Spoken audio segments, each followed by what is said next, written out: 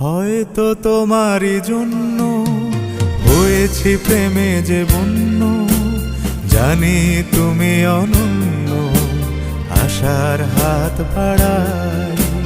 যদি কখনো একান্তে চেয়েছি তোমায় জানতে, শুরু থেকে শেষ প্রান্তে ছুটে ছুটে গেছি তাই।